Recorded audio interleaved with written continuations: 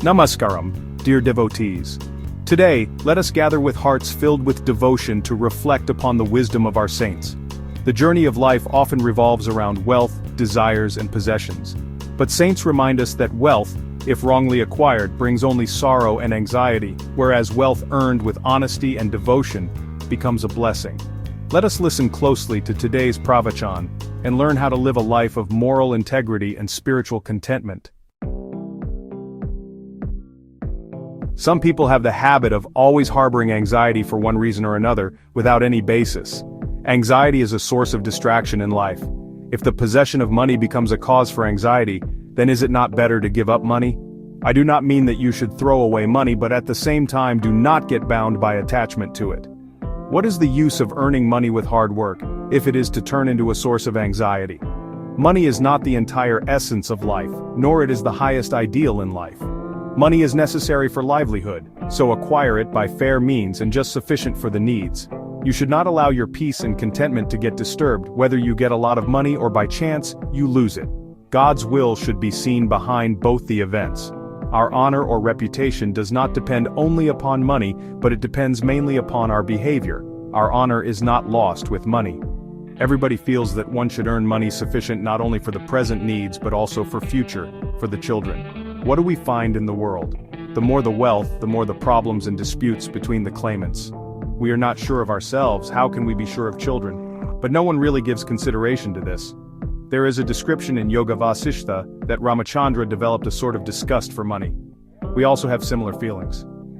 The only difference is that Ramachandra's disgust was over the surfeit of wealth while ours is for not having enough money.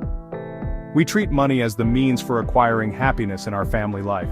Let us divide our requirement for money into two parts. The first part, meant for our family life, should be acquired by honest means, do not covet for more. The second part, which we are fortunate to get in excess of our needs, really belongs to others. We should not entertain any greed for acquiring this.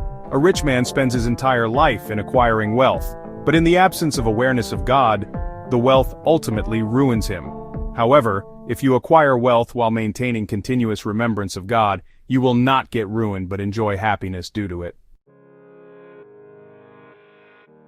Perumizhalai Kurumba Nayanar was a simple shepherd who lived by tending sheep. He never sought to become rich, nor did he exploit his trade for greed. Each day he offered milk, curd and ghee from his flock to Lord Shiva with great devotion. One day, villagers advised him, "Why don't you expand your trade? Sell more wool and meat, and you will become wealthy." With folded hands, the Nayanar replied, "Wealth earned through greed or at the cost of others only brings anxiety. My real wealth is remembering Lord Shiva. If he gives me little, I am content. If he gives me more, it belongs to him." Lord Shiva, moved by such honesty and devotion, blessed Nayanar and accepted his offerings as divine service.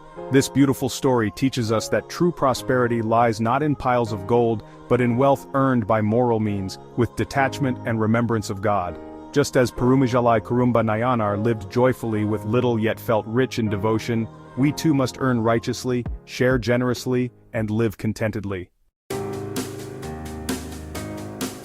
Dear devotees, let us remember, wealth is necessary but it is not the purpose of life. Earn honestly without greed and dedicate whatever you gain to the Lord. If extra comes your way, treat it as belonging to others, for charity and service. Above all, never allow money to disturb your peace or devotion. May we, like Perumizhalai Kurumba Nayanar, live simply, earn righteously, and remain rich in the treasure of Nama and faith.